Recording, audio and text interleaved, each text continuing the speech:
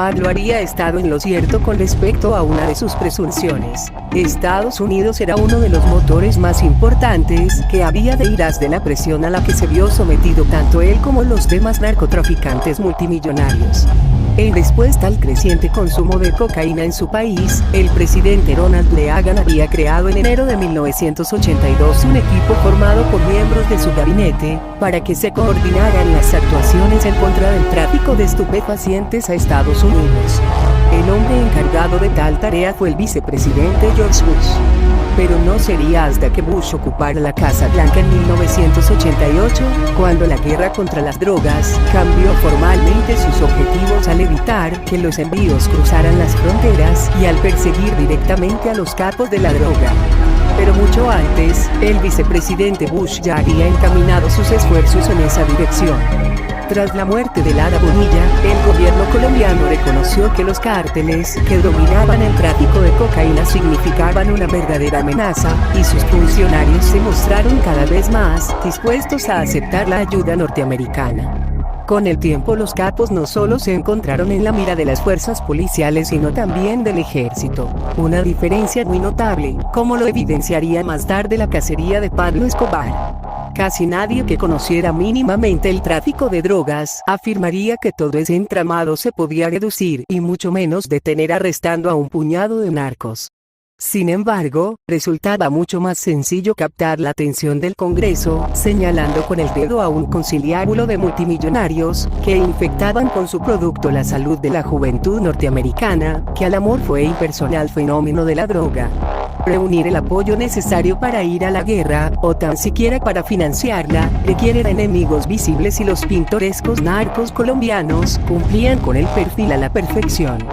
Durante aquel periodo, las opiniones del norteamericano medio y del público en general cambiaron de forma espectacular. En junio de 1986, Len Bias, jugador estrella del equipo de baloncesto de la Universidad de Maryland y el primer candidato para la MA, sufrió un colapso y murió en una fiesta en el campus de la universidad después de haber esnifado cocaína. La década de coqueteo con el polvo blanco por parte de los jóvenes norteamericanos acomodados ya había comenzado a agriarse, pero la muerte de Bias marcó el punto final. De la noche a la mañana, la cocaína, la inofensiva droga recreativa que todos consumían en las fiestas, pasó a ser la droga asesina. De pronto las historias de fiestas salvajes y de excesos en Hollywood comenzaron a mostrar su lado más oscuro. Se convirtieron en crónicas de sobredosis y de adicción. Finalmente, la cocaína perdió todo su glamour cuando inundó las calles en forma de crack, una especie de droga fumable, mucho más barata, convertida en una epidemia caníbal, que aumentaba la criminalidad en los barrios y destrozaba vidas. Los traficantes como Pablo dejaron de verse como símbolos de su tiempo, para ser meros criminales, ni siquiera proveedores de la sustancia más deseada del mundo, sino creadores de una plaga moderna. No es que la gente hubiese dejado de consumir cocaína, pero esta perdió su encanto y esnifar abiertamente dejó de estar bien visto. Los azorados traficantes, jóvenes yuppies que unos años antes habían sido el alma de la fiesta y que se veían a sí mismos más como intermediarios elegantes que como criminales, estaban siendo llevados a juicio, esposados e imputados por leyes severas promulgadas originalmente para combatir el crimen organizado, por lo que se enfrentaban a condenas de por vida. A los hombres detrás de los cárteles en Colombia ya no se los consideraba gánsteres, sino enemigos del Estado. Parte de la repentina hostilidad que abiertamente tuvo que soportar Pablo al ocupar su escaño en la Cámara de Representantes fue consecuencia de la presión norteamericana. Pese a que los narcos no eran blancos por sí mismos, el gobierno de Washington estaba cada vez más preocupado por los vínculos entre aquellos y la guerrilla. En un informe de la CIA fechado en junio de 1983 se informaba que inicialmente, estos grupos guerrilleros evitaron toda conexión con plantadores y traficantes, salvo para condenar la influencia corruptora de las drogas en la sociedad colombiana. En la actualidad, sin embargo, varios de ellos han estrechado vínculos activos con los traficantes, y algunos utilizan los beneficios de su propio tráfico para adquirir armamento. En aquel preciso momento, Pablo y otros narcos colaboraban con el ejército de Colombia en su lucha contra las FARC, el ELN y el M-19. Las guerrillas parecían estar cayendo en la cuenta de que unirse a los narcos era más beneficioso que luchar en su contra, y se estaban fraguando arreglos en varias regiones del país. En vez de exigir el impuesto revolucionario al cártel de Medellín, los insurgentes preferían negociar tarifas para proteger las plantaciones de coca y los laboratorios. De hecho, en ciertas zonas, las FARC tenían estipulado un sistema de cuotas, impuestos y reglamentos para los trabajadores, productores y propietarios de plantaciones, concluía el informe de la CIA. El nuevo embajador norteamericano en Colombia, Lewis Stans, era miembro del conservador Partido Republicano y había coescrito el informe Santa Fe, el gran plan trazado por Estados Unidos para contener el comunismo en América Latina. En su última reunión informativa antes de asumir su puesto en la Embajada de Bogotá en abril de 1983, se le había ordenado concentrarse en el narcotráfico como prioridad número 1.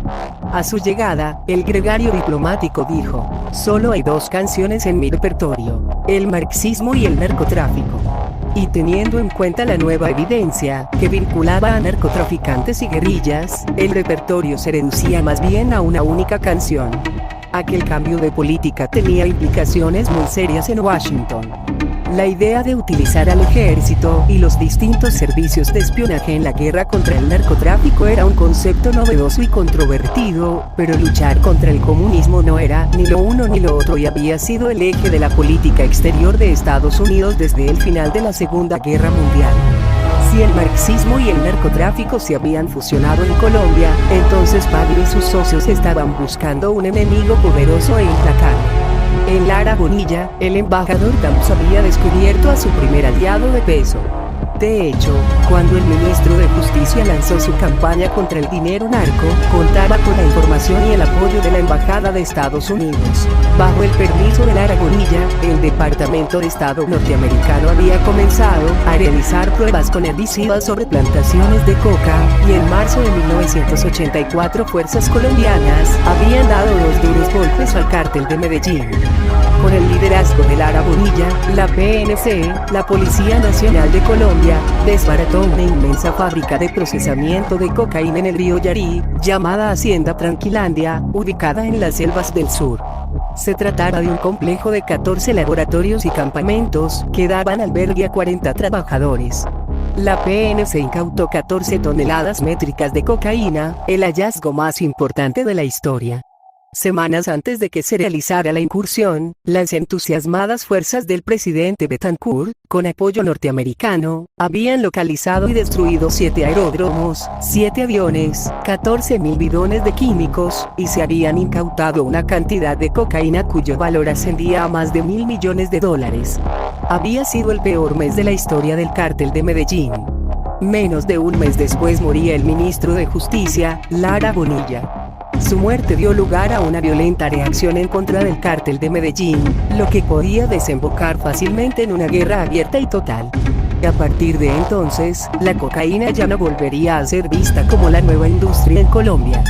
El muy estimado editor del periódico El Espectador, Guillermo Caño, escribiría: "Desde hace algún tiempo, estos hombres siniestros se las han arreglado para crear un imperio de la inmoralidad. Han engañado y tomado por estúpidos a los complacientes, a quienes repartían migajas y sobornos, mientras un populacho cobarde y muy a menudo deslumbrado les observaba cruzado de brazos, satisfecho con las ilusiones que se les brindaban y entretenidos por los relatos de aquellas vidas de jet set. La sociedad colombiana había buscado camorra con el hombre más poderoso del país, y las consecuencias serían terribles. Asesinar a un ministro era un acto de guerra contra el Estado.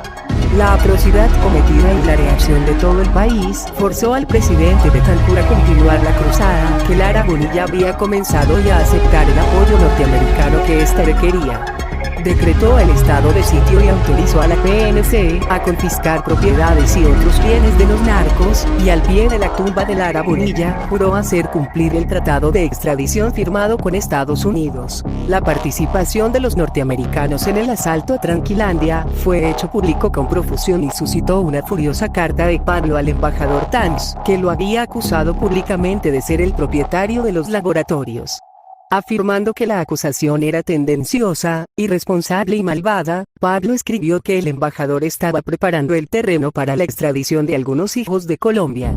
Señor embajador, como ciudadano colombiano y miembro del Congreso de la República 4, quiero expresar mi más enérgica y patriótica protesta a la luz de la interferencia impropia de navíos y autoridades norteamericanas en territorio colombiano, de un modo que supone la más flagrante violación de la soberanía de nuestra patria.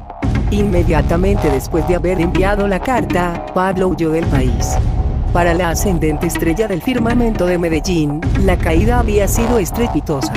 Exactamente un año antes había sido elegido como suplente en el Congreso, y había abrigado ambiciones privadas de llegar al Palacio Presidencial. Tanto él como la industria de la cocaína parecían haber tomado la ruta hacia la legitimidad y el poder. Con su inmunidad parlamentaria, Pablo se sentía intocable. Sus fiestas de despilfarro en su estrafalaria hacienda Nápoles congregaban a la gente más influyente y más poderosa de Colombia. Pablo era un hacedor de leyes que, según sus propios sueños, tarde o temprano, llegaría a ser el mismo rey. Pero de un día para el otro Pablo fue expulsado del paraíso. Pocos días después del atentado contra Lara Bonilla, Pablo abordó un helicóptero en Medellín e hizo el corto vuelo al norte hacia Panamá, donde los otros capos del cartel, Carlos Lever, José Gonzalo Rodríguez G y los hermanos Ochoa, ya se habían reunido en una especie de exilio. Habían estado estudiando desde hacía ya tiempo la posibilidad de establecerse en Panamá, un sitio algo más hospitalario para hacer negocios. Un representante del por entonces comandante del ejército panameño, Manuel Noriega, quien pronto se convertiría en el dictador del pequeño país centroamericano, había tanteado a Pablo y a los hermanos Ochoa para ofrecerles un refugio y la protección correspondiente a su industria, por la suma de $4 millones. El cártel había dado un adelanto de 2 millones, pero cuando todos los capos acudieron a la ciudad de Panamá, no fueron recibidos con los brazos abiertos. El oficial que había negociado aquello era un hombre negro, pero el día que Pablo y los demás llegaron con el resto del dinero, le juro que se puso blanco, recordó Rubín, que estaba allí con los demás en Ciudad de Panamá. Era más de lo que Noriega había calculado. Aparentemente había previsto un apacible apeadero para el cártel, y una modesta tajada de dinero sucio para él. Eran tiempos frenéticos para el hombre al que sus compatriotas llamaban Garapiña. Estaba ocupado tramando las jugadas que lo convertirían en dictador, tonteando con Oliver North 5 y con la CIA, y metido hasta el cuello en el tráfico de marihuana. El trabajo que le llevaba a lidiar con sus rivales internos era a tiempo completo, y lo que menos necesitaba Noriega en esos días era trasladar a Panamá la capital mundial del tráfico de cocaína. Eso atraería demasiada atención de sus amigos gringos, mucho más de la que él quería. Fueran cuales fueran las intenciones de Gacha, los hermanos Ochoa, Leder y los demás, Pablo comenzó a negociar un acuerdo para volver al suelo natal. Su aspiración más profunda siempre había sido la de ser un caballero rico y respetado en Medellín. Ahora se le consideraba algo peor que un bandido, era un exiliado. Con la vista puesta en borrar las humillaciones que había sufrido en los 8 meses previos y en recuperarse, estaba dispuesto a un gesto magnánimo, uno que Colombia no podía ignorar. En mayo, semanas después de haber huido, Pablo y Jorge Ochoa se dieron cita con el expresidente de Colombia Alfonso López Michelsen, en el Hotel Marriott en Ciudad de Panamá, una reunión entre viejos amigos. López era un estadista anciano, calvo y corto de vista, uno de los fundadores del Partido Liberal y un hombre que había aceptado apoyo económico para sus campañas de los narcotraficantes a lo largo de su carrera. Lo acompañaba Alberto Santofimio, el exministro de Justicia, quien a su vez había fundado el nuevo Partido Liberal por el que Pablo había sido elegido 2 años antes. Los dos capos le dijeron a López que ellos representaban a la cúpula, o sea, a los 100 narcotraficantes más importantes de Colombia, y acto seguido le propusieron algo sin precedentes: Pablo y los demás desmantelarían todo e ingresarían al país los miles de millones de dólares que tenían depositados en Suiza si el gobierno les permitía quedarse con sus fortunas y no extraditarlos.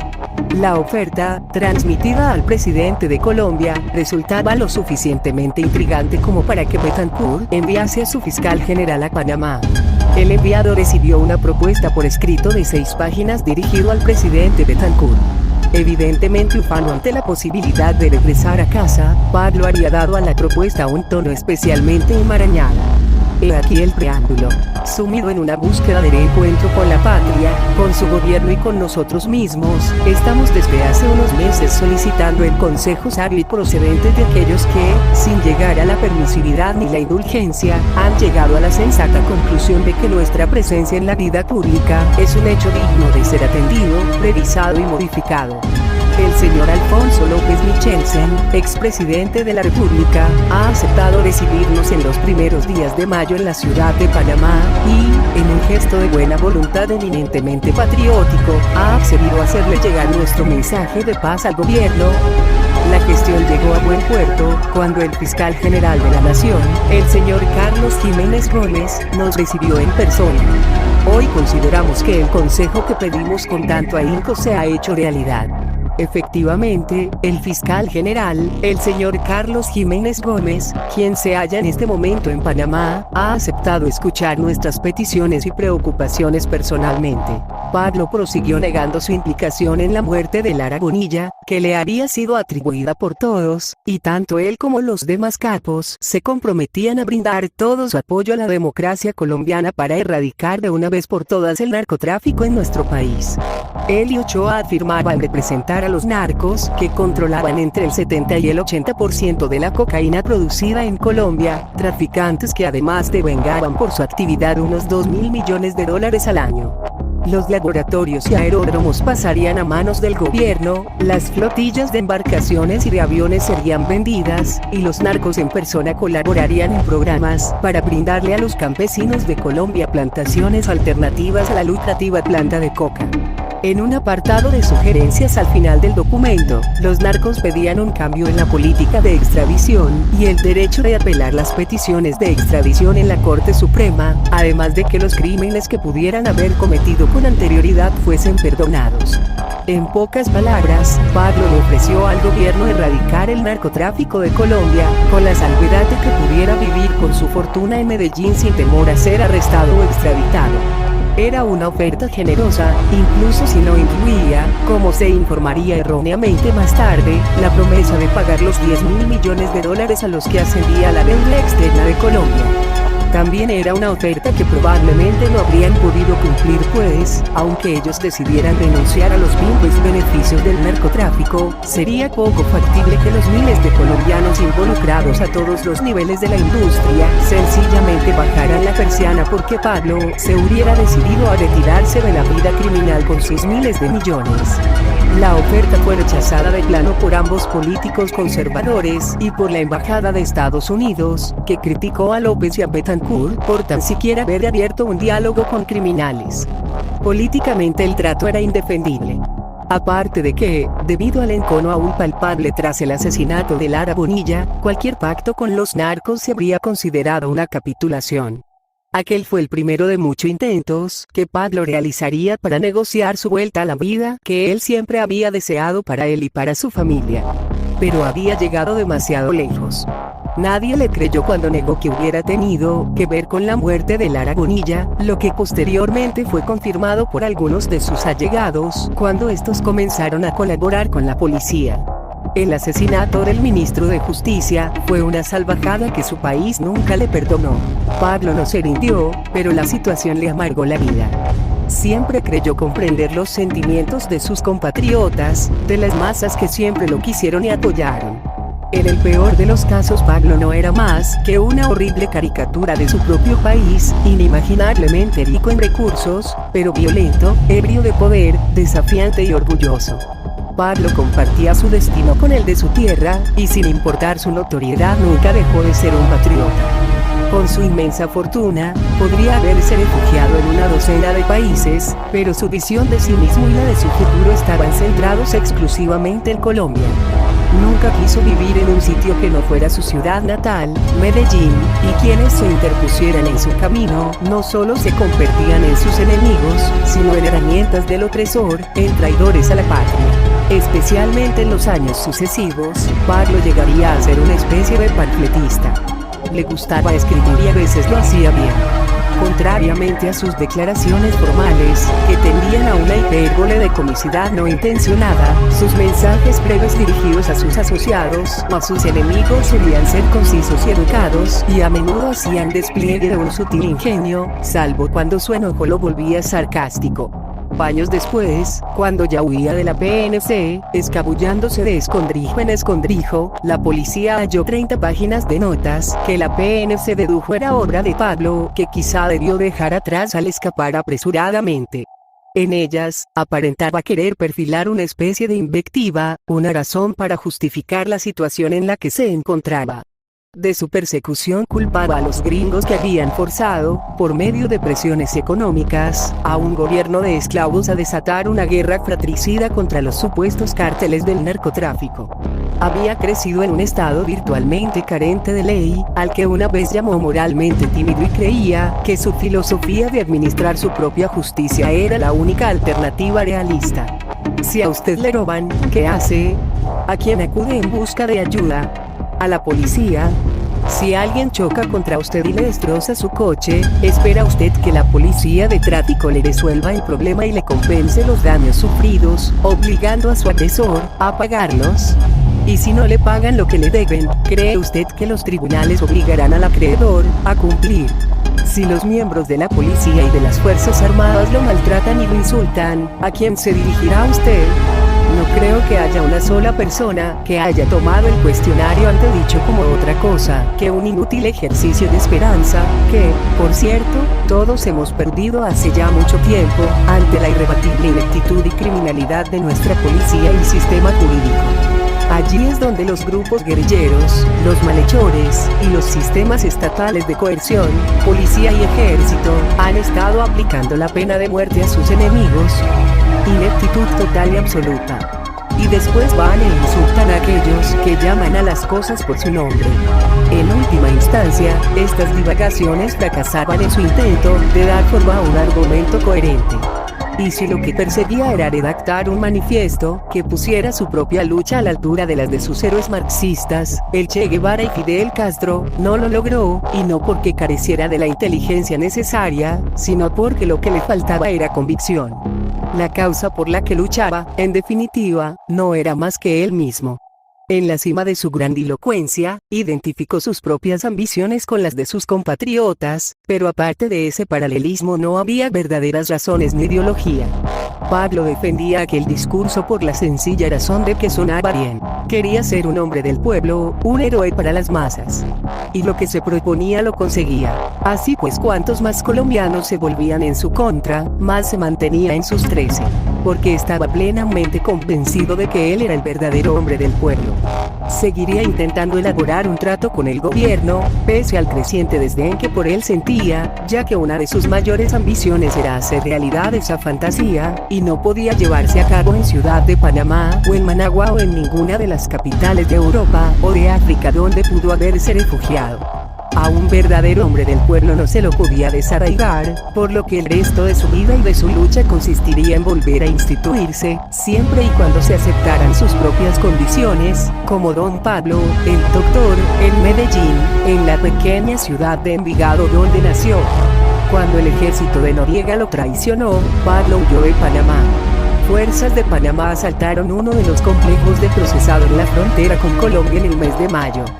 Más tarde, efectivos de la Gendarmería panameña interceptaron cargamentos de productos químicos indispensables para procesar la cocaína, y algunos de los hombres de los hermanos Ochoa, incluyendo al piloto Rubín, fueron arrestados y acusados falsamente de pertenecer a una trama para asesinar a Noriega. Pablo voló a Managua por una ruta que por poco le hace caer en manos de la DEA, Dirección Estadounidense Antidroga. Tras sus desventuras en Panamá, Pablo reapareció en Managua, pero en circunstancias dramáticas. Un corpulento piloto y narcotraficante llamado Barry Seal había sido arrestado por la DEA en Florida, y al enfrentarse a 57 años de prisión, les había rogado que lo aceptaran como informante. El 5 de junio de 1984, pilotó un avión de transporte C-12-3 hasta Managua con el objetivo de recoger un cargamento de 750 kilos de cocaína. Una cámara fotográfica oculta en el morro del avión captó imágenes de los dos exiliados, Pablo y Rodríguez Gacha, mientras supervisaban la carga del envío. La DEA tenía la intención de utilizar a Seal para montar un timo de envergadura que lograra atraer a Pablo, a Rodríguez Gacha, a Leder y a los hermanos Ochoa a México, donde se los podía arrestar y llevarlos luego a Estados Unidos para ser juzgados. Estaba claro que al menos Pablo tenía la intención de continuar trabajando con Seal, pues le había entregado a este una lista de caprichos para que se los trajera y su vuelta de Estados Unidos. Por lo visto, la vida de prófugo había empeorado el estilo de vida del doctor. Pablo le había pedido al piloto aparatos reproductores de video, bicicletas de carrera, whisky escocés Johnny Walker de etiqueta negra, cigarrillos Marlboro y algo más. $1,5 millones en efectivo. Las fotografías de Pablo y de Gacha embarcando la carga en un aeropuerto nicaragüense causaron un gran revuelo en Washington. Probaban que existía una conexión entre el régimen sandinista, de orientación marxista, y los más importantes capos del narcotráfico colombiano. Oliver North, el asesor del Consejo Nacional de Seguridad se hizo a cargo de coordinar las operaciones, tanto legales como ilegales, del gobierno de Reagan contra los sandinistas, comprendió que las fotos tenían un valor publicitario inapreciable, y quiso hacerlas públicas de inmediato. Bronca Frey, jefe del departamento a cargo de controlar el tráfico de cocaína de la DEA en Washington, le pidió que no lo hiciera, pero fue imposible detenerlo. El gobierno intentaba convencer al Congreso de que continuase financiando a los contras la guerrilla rebelde y prodemocrática, que batallaba contra el régimen sandinista, y la presencia de los narcos embarcando su producto desde territorio nicaragüense fortalecía aún más su argumento. La información se filtró, primero al jefe de la región militar sur del ejército norteamericano, el general Paul Corman, quien comentó a una delegación de la Cámara de Comercio que visitaba San Salvador que pronto el mundo entero será testigo de que el régimen sandinista estaba facilitando el tráfico de drogas. Y finalmente fue el The Washington Times quien publicó la primicia después de que Seal hubiera entregado a Pablo sus caprichos. Un sicario suyo siguió el rastro de Seal y lo asesinó 2 años más tarde, en Baton Rouge, Louisiana, después de que el insensato piloto hubiera rehusado ser protegido por el programa de protección de testigos del gobierno norteamericano. Cuando Pablo y Jorge Ochoa fueron acusados de haber participado en el envío de aquel cargamento de 750 kilos, un coche bomba explotó frente a la residencia del verborreico embajador Tams. 5 meses después, Tams dejó Colombia toda gris y definitivamente. Para el cuerpo diplomático norteamericano, la embajada de Bogotá se había vuelto un destino de castigo. Los contratiempos de Panamá y el hecho de haber escapado por los pelos de la DEA quizá convencieran a Pablo de que, al margen de la compleja situación en Colombia, allí se encontraría más seguro que en ningún otro sitio. Además, su ausencia estaba minando su hegemonía en Medellín. Cuando en octubre unos hombres secuestraron a su padre, Abel, de 73 años, Pablo respondió de inmediato con una campaña coordinada y virulenta. Sus pistoleros pusieron la ciudad patas arriba, asesinando a numerosas personas, a cualquier sospechoso de estar ligado al secuestro, aunque fuera tangencialmente. 16 días más tarde, Abel fue liberado ileso. Contó a sus amigos que no se había pagado fianza. El terror había convencido a los secuestradores de que era mejor soltarlo. Después de aquello, Pablo regresó a casa. Él y María dieron una gran fiesta de bautismo para su hija, Manuela, que había nacido aquel verano en la hacienda Nápoles. Sin importarle lo difíciles que se pusieran las cosas, el hombre más buscado de Colombia, que pronto se invertiría en el más buscado del mundo, había decidido librar la baula en el territorio que conocía mejor, el suyo. Pablo Escobar ya no volvería a dejar Colombia nunca más.